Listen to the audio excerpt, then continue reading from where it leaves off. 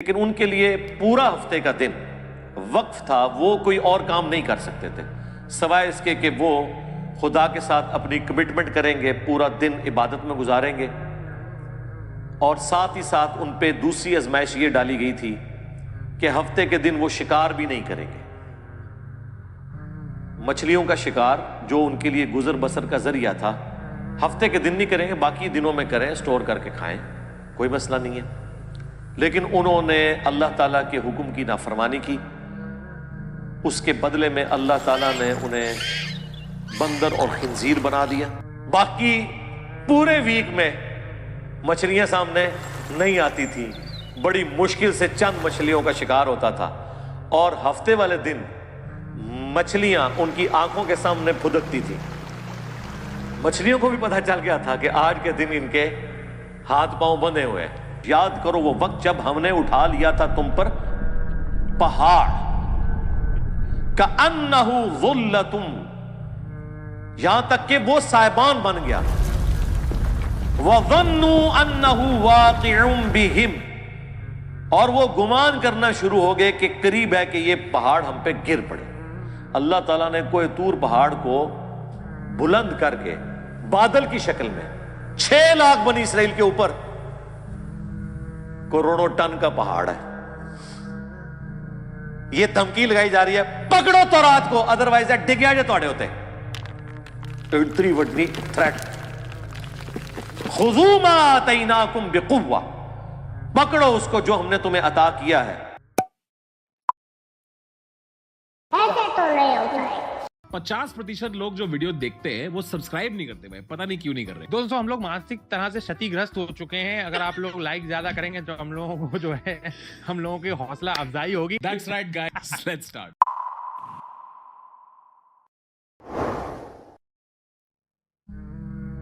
اعوذ باللہ من الشیطان الرجیم، بسم اللہ الرحمن الرحیم۔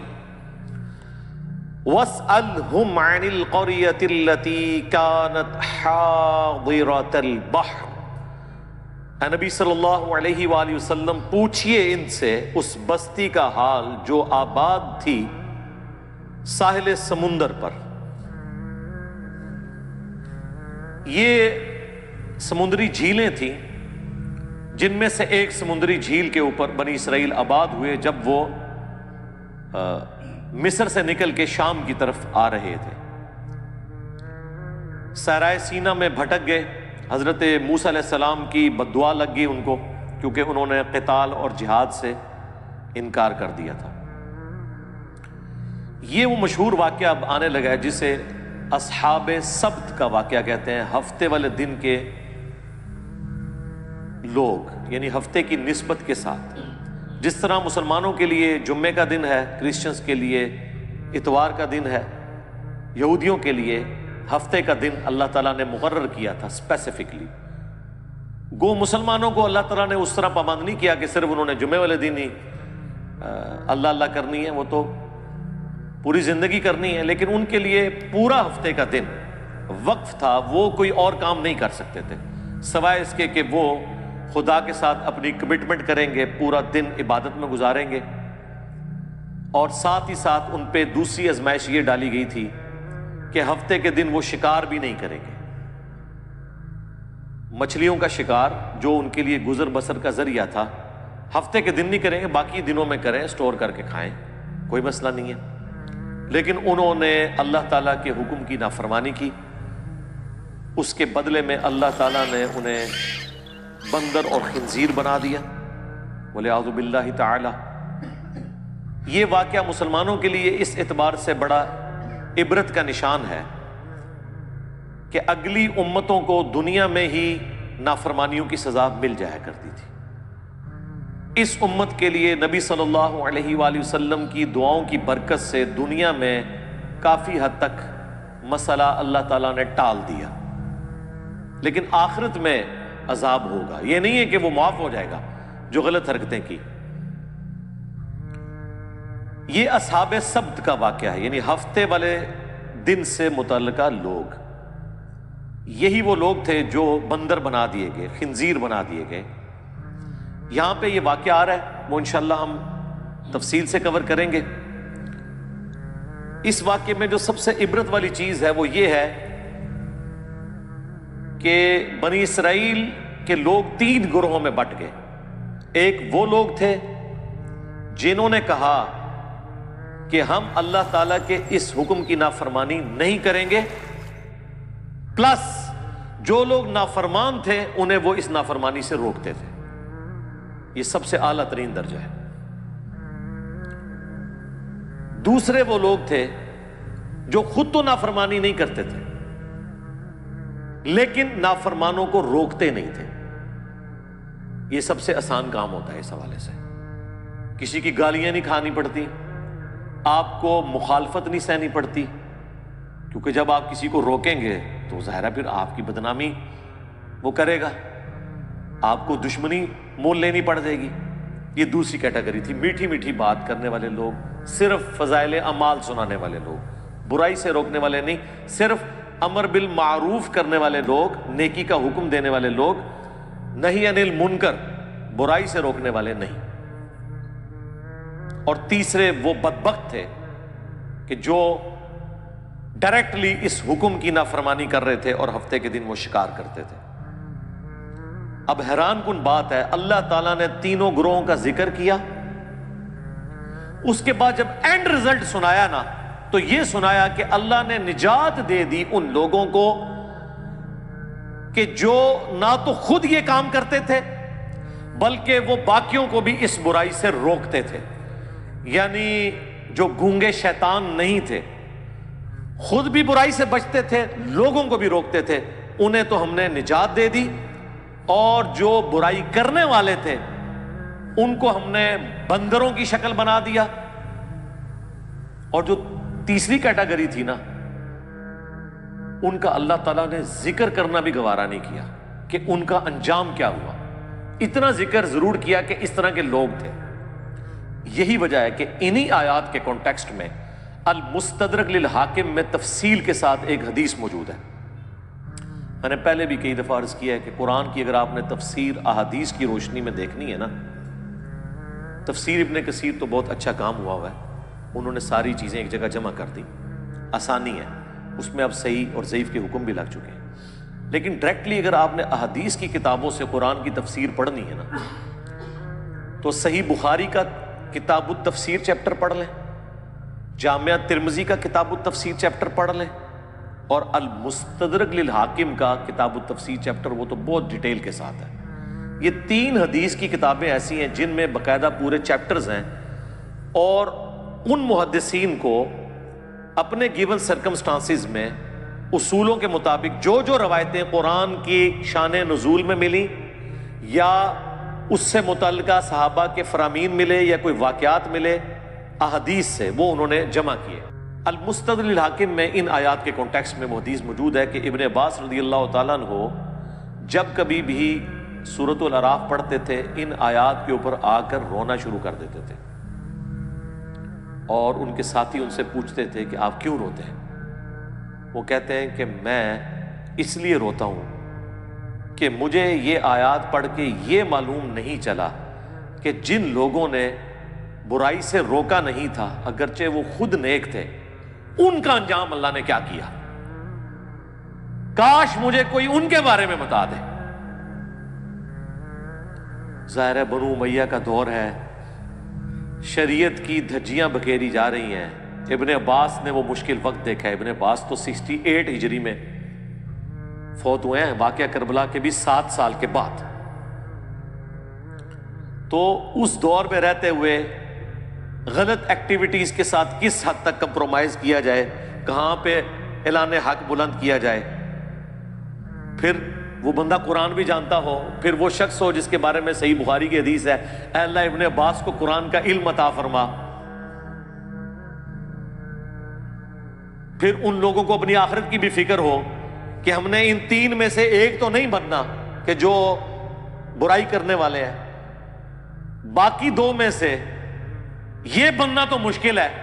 جو حسین ابن علی کی قسمت تھی، انہی کا نصیب تھا، وہ بن گئے کہ برائی کو ہاتھ سے بھی روکا جائے.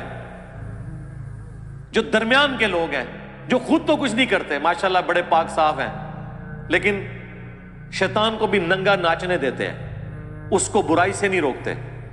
جو صحیح مسلم میں حدیث ہے کہ نبی علیہ السلام نے فرمایا ہو سکے تو برائی کو ہاتھ سے روکو.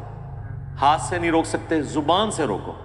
زبان سے بھی نہیں روک سکتے، کم از کم دل میں برا جانو. لیکن ذالک اضعف الایمان، یہ ایمان کا سب سے کمزور ترین درجہ ہے کہ کوئی شخص برائی کو صرف دل میں برا جانے. اس کے لیے ڈاکٹر اسرار صاحب ٹرم یوز کرتے تھے گونگے شیطان نہ بنو. تو ابن عباس روتے تھے کاش مجھے ان کے بارے میں پتہ چل جائے کہ ان کی آخرت کیا ہوئی. اللہ نے خاموشی ان کے بارے میں اختیار کی ہے. بہرحال جتنا میرا قرآن کا فہم ہے، جو میں اللہ تعالیٰ کے مزاج کو سمجھ سکا ہوں قرآن کی روح سے، مجھے تو یہی لگتا ہے کہ جو گونگے شیطان تھے ان کا انجام بھی انہی کے ساتھ ہوا جو برائی کرنے والے تھے. کیونکہ اللہ تعالیٰ کی رحمت کا تقاضا تھا کہ اللہ نے جنہیں نجات دی ہے انہیں مینشن کرتا. جب نجات دہندہ کو مینشن کیا تو اللہ نے صرف انہی کو کہا جو نجات پا گئے تھے. ان کے علاوہ اگر کسی کا ذکر نہیں کیا تو یہ ڈیفینیٹ ہے کہ وہ نجات نہیں پائے تھے.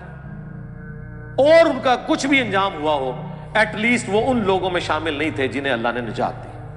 کیونکہ اللہ کے ہاں تو 0-1 ہے، یا بات مانو یا نہ مانو. یہ ٹوٹل پیکج ہے. اب وہ آیات کی طرف آ جائیں. پوچھو ان سے اس بستی کا حال جو ساحل سمندر کے اوپر آباد تھی. یہ چھوٹی چھوٹی سمندری جھیلیں تھیں جو بعد میں جوڑ کے گوروں نے نہر سوئز بنا دی. اس زمانے میں یہ سمندری جھیلیں تھیں جو آباد تھے ساحل سمندر.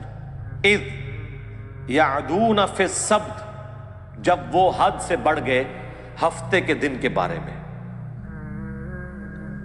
اب اللہ نے چونکہ آزمائش بنایا تھا، باقی پورے ویک میں مچھلیاں سامنے نہیں آتی تھی، بڑی مشکل سے چند مچھلیوں کا شکار ہوتا تھا. اور ہفتے والے دن مچھلیاں ان کی آنکھوں کے سامنے پھدکتی تھی. مچھلیوں کو بھی پتہ چل گیا تھا کہ آج کے دن ان کے ہاتھ پاؤں بندھے ہوئے ہیں، یہ کچھ کر نہیں سکتے. ان کو بھی اپنے ایکسپیرینس سے پتہ چل گیا تھا. تو وہ بھی اللہ تعالیٰ کی طرف سے ان پہ آزمائش مسلط ہوئی کہ ایک بھوکے بندے کے سامنے آپ لا کے مرغن غذائیں رکھ دیں تو ظاہر ہے اس کا تو روزہ ٹوٹے گا. اسی کا اللہ نے ذکر کیا ہے. اذ یعدون فی السبت اذ تأتیہم حیتانہم یوم سبتہم شرعا، جبکہ ہفتے کے دن ان کے پاس مچھلیاں پانی پر پھدکتی تھی، سامنے آ جاتی تھی. یعنی انہوں نے چینگے لانیاں سن کہ ہاں جی پھڑ لو. اب ان کے سامنے آ رہی ہیں آزمائش ان کے لیے. وَيَوْمَ لَا يَسْبِتُونَ، اور جب ہفتے کا دن نہیں ہوتا تھا، لا تأتیہم، تو ان کے پاس وہ نہیں آتی تھی. باقی دنوں میں ان کو مشکل سے شکار کرنا پڑتا تھا، ہفتے کے دن ان کے سامنے پھدکتی تھی. اب یہ آزمائش تھی، اسی لیے ہفتے والے دن وہ کثرت میں سامنے نظر آتی تھی. کذالک، اس طریقے سے، نبلوہم بما کانوا یفسقون، ہم نے آزمائش میں ڈال دیا بسبب اس کے کہ وہ نافرمانی کیا کرتے تھے. اس سبب سے اللہ تعالیٰ نے انہیں آزمائش میں ڈالا ایک مشکل وقت. ظاہر ہے اللہ تعالیٰ کی طرف سے جو آزمائش آتی ہے نا، سب سے بہتر تو یہ کہ آزمائش نہ آئے، اور جب آ جائے تو یہ اللہ تعالیٰ کا خاص کرم ہوتا ہے کہ کوئی شخص اس آزمائش سے بچ جائے. نبی علیہ السلام نے تو اسی لیے دعا کی ہے جو میں نے اکثر آپ کو بتایا ہے. جامعہ ترمذی میں، مسند احمد میں اور مشکاۃ المصابیح میں بھی 748 نمبر حدیث ہے جو نبی علیہ السلام کو خواب میں اللہ کی زیارت ہوئی تھی. اس میں آپ نے جو دعا کی تھی اور نبی علیہ السلام نے کہا کہ یہ میری دعا لے لو اور باقی لوگ بھی یاد کرو. اس میں یہ بھی الفاظ ہیں وَإِذَا أَرَدْتَ فِتْنَةَ فِي قَوْمٍ فَتَوَفَّنِي غَيْرَ مَفْتُونٍ، اے اللہ جب تو کسی قوم کو آزمائش میں ڈالے نا تو ہمیں اس آزمائش سے دور ہی رکھنا. ہاں یہ نہیں ہے کہ انسان بہادر بن کے کہ اللہ میرے پہ آزمائشیں ڈال اور مجھے صبر دے، نہیں. یہ کہنا چاہیے کہ اے اللہ آزمائش سے دور رکھنا. ہاں جب کبھی ناگزیر ہو جائے وَلَنَبْلُوَنَّكُمْ بِشَيْءٍ مِّنَ الْخَوْفِ وَالْجُوعِ وَنَقْصٍ مِّنَ الْأَمْوَالِ وَالْأَنفُسِ وَالثَّمَرَاتِ. تو ٹھیک ہے اس میں اللہ تعالیٰ صبر دے، سب کچھ ہے، لیکن پہلی پرائورٹی نبی علیہ السلام نے یہی دعا سکھائی ہے کہ اللہ تعالیٰ فتنے میں مبتلا نہ کرے، کیونکہ بڑے بڑے ایمان والوں کے روزے ٹوٹ جاتے ہیں اس طرح کی آزمائشوں میں. جب امام حنیفہ رحمہ اللہ کے اوپر مشکل وقت آیا ہے تو پھر امام حنیفہ ہی کھڑے ہوئے ہیں خلیفہ منصور کے خلاف، باقی ان کے زمانے کے بڑے بڑے علماء مصلیحت کا شکار ہو گئے. جب احمد بن حنبل کے دور میں خلق قرآن کا مسئلہ کھڑا ہوا ہے تو احمد بن حنبل رحمہ اللہ نے ہی استقامت دکھائی ہے، باقی کئی لوگ جو ہیں اس زمانے کے جو بڑے بڑے ائمہ ہیں مصلیحت کا شکار ہو گئے. تو ہر زمانے میں جو حسینی فکر ہے وہ چند ایک لوگ ہی لے کے چلتے ہیں، سب میں اتنی جرأت نہیں ہوتی.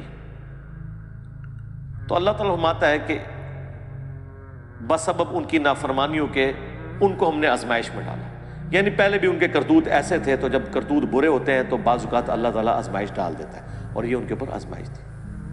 وَإِذْ قَالَتْ أُمَّةٌ مِّنْهُمْ، جب ان میں سے ایک گروہ نے کہا لِمَ تَعِظُونَ قَوْمًا، کیوں تم ایسی قوم کو واضح نصیحت کرتے ہو، قَوْمًا اللَّهُ مُهْلِكُهُمْ، کہ جس قوم کو اللہ تعالیٰ ہلاک کر دے گا، او معذبہم عذابا شدیدا، یا انہیں شدید عذاب دینے والا ہے. یعنی کیوں سمجھاتے ہو ان نافرمانوں کو، چھوڑو، انہوں نے اپنی قبر میں جانا ہے، تم نے اپنی قبر میں جانا ہے، چپ کر کے تم تو برائی نہیں کر رہے نا، ان کو ان کے حال کے اوپر چھوڑ دو. ان کا جواب سنیں کیا ہے. قالو، وہ کہنا شروع ہو گئے اس کے جواب میں، معذرتن الی ربکم ولعلہم یتقون، ہم تو یہ اس لیے ان کو برائی سے روک رہے ہیں کہ اپنے رب کے حضور عذر پیش کر سکیں کہ یا اللہ جو ہم سے بن پڑی، ہم نے برائی کو روکنے کی کوشش کی. اور دوسرا مقصد یہ ہے لعلہم یتقون، کہ شاید ہماری نصیحت سے یہ ڈر جائیں اور یہ بھی اپنی آخرت برباد ہونے سے بچا لیں. یہ سیکنڈری مقصد ہے جو میں اکثر کہتا ہوں کہ ہم یہ جو دعوت و تبلیغ کا کام کر رہے ہیں، لوگوں کو برائی سے روک رہے ہیں، اچھائی بتا رہے ہیں، عقیدے کی خرابیاں ہائی لائٹ کر رہے ہیں، اس میں پرائمری جو ہمارا مقصد ہے وہ اپنی آخرت کی فکر ہے، کسی دوسرے کی آخرت کی فکر نہیں ہے، وہ سیکنڈری چیز ہے. سب سے پہلے تو ہمیں ہماری طرف سے پوری دنیا جہنم میں چلی جائے ہمیں تو فرق نہیں پڑتا، ہمیں تو فرق اس بات سے پڑتا ہے کہ ہم نہ کہیں جہنم میں چلے جائیں. پہلی ایفرٹ تو ہماری اپنی ذات کے لیے ہوگی، او انفسکم و اہلیکم نارا، بچاؤ اپنے آپ کو اور اپنے گھر والوں کو جہنم کی آگ سے. باقیوں کی بعد میں فکر کریں گے، افریقہ کے جنگلوں میں لوگ کدھر جا رہے ہیں وہ بعد میں دیکھیں گے، پہلے تو اپنے گھر میں لوگ کدھر جا رہے ہیں وہ دیکھیں گے. پہلے تو ہم خود قرآن و سنت سے اپنی اصلاح کی کوشش کریں گے، تو ان کا اپنے رب کے حضور معذرت کر سکیں، ہم عذر پیش کر سکیں کہ یا اللہ ہم نے وہ چاروں شرائط پوری کی تھی. الا الذین آمنوا وعملوا الصالحات، یہ تو آسان ہے، ایمان لاؤ نیک اعمال کرو، لیکن وتواصوا بالحق، حق بات کی وصیت کرنا مشکل ترین کام، اور اس کے بعد اس کا منطقی انجام، وتواصوا بالصبر، پھر تکلیف آئے گی تو صبر اختیار کرنا. یہ اتنا مشکل کام ہے کہ بڑے بڑے اہل ایمان وہ بھی بعض اوقات کمزور درجے کی طرف چلے جاتے ہیں. ہر بندے میں یہ حوصلہ نہیں ہوتا کہ حالات و واقعات کا وہ مقابلہ کر سکے. ہم ان پہ کوئی فتویٰ نہیں لگاتے جو اس طرح کرتے ہیں، لیکن ہم لوگوں کو یہ بتائیں گے کہ خدا کے لیے فرق سمجھو. لوگ کہتے تو ہیں کہ حسین ابن علی کے زمانے میں لوگ روکتے تھے ان کو کہ آپ وہاں نہ جائیں، یہ آپ کو شہید کر دیں گے. ٹھیک ہے، تو کیا وہ لوگ غلط تھے اور حسین ابن علی اکیلے ٹھیک تھے؟ میرے بھائی پہلے تو آپ اپنی اصلاح کریں. وہ لوگ حضرت حسین ابن علی کو غلط نہیں سمجھتے تھے. عبداللہ بن عمر یا عبداللہ بن عباس یا عبداللہ بن زبیر رضی اللہ عنہم اجمعین، وہ یہ کہتے تھے کہ آپ جن کے خلاف کھڑے ہوئے نا، انہوں نے رسول اللہ کی قرابت داری کا کوئی لحاظ نہیں کرنا، یہ دنیا دار بادشاہ بن چکے ہیں، تو ان کے شر سے اپنے آپ کو بچا لیں. وہ یہ نہیں کہتے تھے کہ آپ غلط ٹریک پہ ہیں، وہ دوسرے معنوں میں یہ کہہ رہے تھے کہ یہ بدماش ہیں، آپ کے ساتھ ظلم کریں گے، تو جس طرح ہم نے خاموشی اختیار کی ہوئی ہے، کمزور درجے پہ ایمان پہ اپنے آپ کو رکھا ہوا ہے، ہمارے مقابلے پہ نہیں، اس زمانے میں حسین ابن علی کے مقابلے پہ، تو آپ بھی وہ درجہ اختیار کر لیں۔ لیکن حسین ابن علی کا سٹانس یہ تھا کہ عبداللہ بن عمر، عبداللہ بن عباس یا عبداللہ ابن زبیر، ان کا بنو امیہ کے خلاف کھڑا نہ ہونا کوئی مسئلہ نہیں ہے، کیونکہ ان میں سے کسی کے گھر بھی نبوت نہیں آئی ہے، نبوت تو آئی ہے بنو ہاشم کے گھر، اور رسول اللہ کے علم کا وارث تو میں ہوں۔ اگر میں نے باطل کے ساتھ کمپرومائز کیا تو یہ دین کا حصہ بن جائے گا۔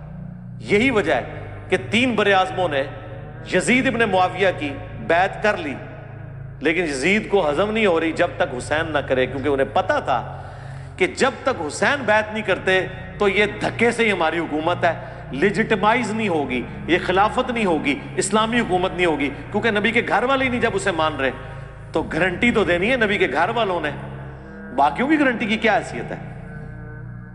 یہ وجہ تھی۔ تو یہ ہمیشہ کم لوگ ہوتے ہیں اور وہ ڈرتے ہیں کہ یار اللہ کے حضور کیا جواب دیں گے۔ فلما، پس جب نسو ما ذکروا بہ، انہوں نے فراموش کر دیا جو انہیں ڈر سنایا گیا تھا، جو نصیحت کی گئی تھی، انجینا الذین ینہون عن السوء، تو ہم نے نجات دے دی ان کو جو برائی سے روکنے والے تھے، یعنی جو حسین ابن علی کی نیچر رکھنے والے تھے، ان کو تو مل گئی نجات۔ وَأَخَذْنَا الَّذِينَ ظَلَمُوا، اور پکڑ لیا ان کو ہم نے جو ظلم کرنے والے تھے، بِعَذَابٍ بَئِيسٍ بِمَا كَانُوا يَفْسُقُونَ، جن لوگوں نے اپنی جانوں پر ظلم کیا، برے عذاب سے ان کو پکڑ لیا گیا بوجہ اس کے کہ وہ نافرمانی کیا کرتے تھے۔ فَلَمَّا عَتَوْا عَمَّا نُهُوا، جب انہوں نے سرکشی کی اس سے جس سے ان کو روکا گیا تھا، مَا نُهُوا عَنْهُ، جس سے وہ لوگ روکے گئے تھے، قُلْنَا لَهُمْ كُونُوا قِرَدَةً خَاسِئِينَ، تو ہم نے ان سب کے سب کو کہا کہ بن جاؤ پھٹکارے ہوئے بندر۔ بس اللہ نے تو پھر کن فیکون ہی ہوتا ہے، کہا اور وہ بن گئے۔ اللہم لا تجعلنا منہم، اللہم احسن عاقبتنا فی الامور کلیہا واجرنا من خزی الدنیا وعذاب الاخرہ، آمین۔ اللہ اکبر۔ اب یہ واقعہ یہاں پہ مکمل ہو گیا ہے، دیکھ لیں ان اٹینڈڈ ہے وہ گروہ۔ اللہ نے 2 گروہوں کا ذکر کر دیا، جو روکنے والے تھے وہ نجات پا گئے، اور جو کرنے والے تھے وہ تباہ و برباد ہو گئے، اللہ نے ان کو بندر بنا دیا۔ لیکن جو تیسری کیٹیگری تھی نا، جو کہہ رہی تھی کہ تانوں کیڑی لوڑ ہے، تسی اپنی قبر ہی جانا ہے، انہوں نے اپنی قبر ہی جانا ہے، آپ کو کیا تکلیف ہے، ان کو اللہ تعالیٰ نے اس قابل بھی نہیں سمجھا کہ ان کے انجام کا ذکر کرے، اچھا یا برا۔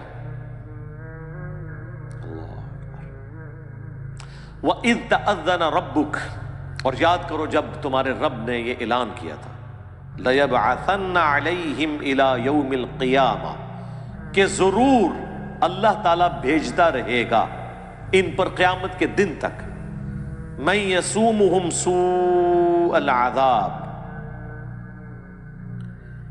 ایسے ان کے اوپر حکمران مسلط ہوں گے، ایسا جابر حکمران ان کے اوپر آتے رہیں گے جو انہیں عذاب دیں گے، برا تکلیف دیں گے دنیا میں۔ حتیٰ کہ وہ بنی اسرائیل کے جو 2 عروج اور 2 زوال کا ذکر ہے سورہ بنی اسرائیل کے آغاز میں، اس میں اللہ تعالیٰ نے فرمایا ہم نے اپنے سخت لڑائی لڑنے والے بندے مسلط کر دیے، کس کے اوپر؟ بنی اسرائیل کے اوپر، اور انہوں نے بیت المقدس کی اینٹ سے اینٹ بجا دی۔ اللہ نے ان کافروں کو اپنی طرف منسوب کیا کہ ہم نے یہ مسلط کیے، اس امت کے اوپر بھی اللہ نے مسلط کیے، تاتاری اینٹ سے اینٹ بجائی انہوں نے بغداد کی۔ اللہ عذاب جب دلواتا ہے نا تو وہ اپنی مخلوق کے ذریعے ہی دلواتا ہے، اور اس وقت وہ مسلط ہوئے ہوتے ہیں۔ پھر تاتاریوں نے سرکار نہ کوئی بزرگ دیکھا ہے، نہ کوئی غوث دیکھا ہے، نہ کوئی کتب دیکھا ہے، وڈ کے پرے ماریا ہے۔ سارے بزرگوں کے حالات لکھنے والے جو شیخ فرید الدین عطار تذکرۃ الاولیاء جنہوں نے لکھی ہے، ان کو بھی تاتاریوں نے قتل کیا ہے، بچے کوئی نہیں، ٹھیک ہے، کیونکہ اللہ کی طرف سے تاتاری مسلط ہوئے تھے مسلمانوں پہ۔ تو اللہ نے فرمایا کہ بنی اسرائیل کے ساتھ بھی میں یہ کرتا رہوں گا۔ اچھا، اس میں یہ نہ سمجھیے گا کہ ان کے آباء و اجداد کی سزا ان کی اولادوں کو مل رہی ہے، نہیں، بنی اسرائیل میں سے جن لوگوں نے حق قبول کر لیا وہ اس عذاب سے بری ہو گئے۔ عبداللہ بن سلام جیسے لوگ بھی تو موجود تھے نا، یہودی عالم جنہوں نے اسلام قبول کیا۔ اس سے مراد وہ ہے بنی اسرائیل میں سے جنہوں نے اپنے آباء و اجداد کی وہ روش چھوڑی نہیں ہے اور پیغمبروں کی نافرمانی کو اپنا شعار بنا کے رکھا، ان پر قیامت کے دن تک عذاب آتا رہے گا۔ جابر حکمران مسلط ہوں گے، ایک تو 8 سے 100 سال پہلے اتنا بڑا حکمران مسلط ہوا ان کے اوپر، ہٹلر، 60 لاکھ یہودی قتل کر دیے۔ چلیں بعض لوگ کہتے ہیں نہیں 60 لاکھ نہیں تھے، 6 لاکھ تھے۔ سرکار 6 لاکھ بھی تھوڑا بندہ ہے؟ 6 لاکھ بندے مارنے کے لیے اس نے 100 فیکٹریاں بنائیں۔ اس نے جو کچھ کیا وہ غلط کیا، لیکن جن کے ساتھ ہوا اللہ تعالیٰ کی عذاب کی گرفت میں تھے وہ۔ ان ربک لسریع العقاب، بے شک تیرا رب عذاب دینے میں جلدی فرمانے والا ہے، لیکن بعض اوقات ڈھیل بھی دے دیتا ہے، لیکن دنیا میں بعض اوقات تھوڑا بہت مزہ ضرور چکھاتا ہے، آخرت کا تو عذاب پکا ہے۔ وَإِنَّهُ لَغَفُورٌ رَحِيمٌ، اور سائملٹینیس کنٹراسٹ، اور بے شک وہ ضرور بالضرور بخشنے والا مہربان ہے۔ یعنی آج بھی اگر کوئی دعوت حق قبول کر لے تو اللہ تعالیٰ اس کے اوپر مہربان ہے۔ اب ایک اور بنی اسرائیل کے ساتھ بہت بڑا اللہ نے جو معجزہ کیا، تھریٹ کی انہیں، اللہ اکبر۔ وَإِذْ نَتَقْنَا الْجَبَلَ فَوْقَهُمْ، اور یاد کرو وہ وقت جب ہم نے اٹھا لیا تھا تم پر پہاڑ، كَأَنَّهُ ظُلَّةٌ، یہاں تک کہ وہ سائبان بن گیا، وَظَنُّوا أَنَّهُ وَاقِعٌ بِهِمْ، اور وہ گمان کرنا شروع ہو گئے کہ قریب ہے کہ یہ پہاڑ ہم پہ گر پڑے۔ اللہ تعالیٰ نے کوہ طور پہاڑ کو بلند کر کے بادل کی شکل میں 6 لاکھ بنی اسرائیل کے اوپر کروڑوں ٹن کا پہاڑ ہے، یہ دھمکی لگائی جا رہی ہے پکڑو تورات کو، ادروائز ڈگیا جو توڑے ہوتے، اتنی وڈی تھریٹ۔ خذوا ما آتیناکم بقوہ، پکڑو اس کو جو ہم نے تمہیں عطا کیا ہے پوری قوت کے ساتھ۔ قوت کے ساتھ یہ نہیں ہے کہ مطلب وہ گر نہ جائے، مراد یہ ہے کہ اس کے ایکشن کو فالو کرو، اس کی روح کو فالو کرو۔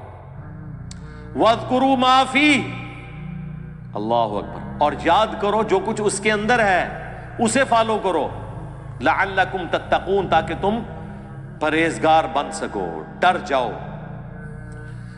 تو یہ بنی اسرائیل سے اللہ تعالیٰ نے عہد لیا تھا۔ ظاہر اس وقت تو سب نے کہا کہ بالکل ہی اللہ جو تسی کہو گے ہوئے گا۔ جناب پہاڑ سر دے ہوتے ہوئے، سر کے اوپر پہاڑ سائبان اور بادل کی شکل میں ہو، اور تھریٹ ہو کہ یا تو تورات کو پکڑو ادروائز یہ موت کا پروانہ آیا تمہارے اوپر۔ اتنا بڑا معجزہ دیکھ کے بھی، لیکن بس اس وقت تو انہوں نے عہد کیا، لیکن بعد میں اکثریت نے بھلا دیا۔ اب اللہ تعالیٰ اس عہد الست کا ذکر فرمانے جا رہا ہے جو انسانوں سے اللہ تعالیٰ نے اس وقت لیا تھا جب پیدا فرما کے روحوں کو ڈورمنٹ پوزیشن میں کر دیا تھا، جو ہماری پہلی موت تھی۔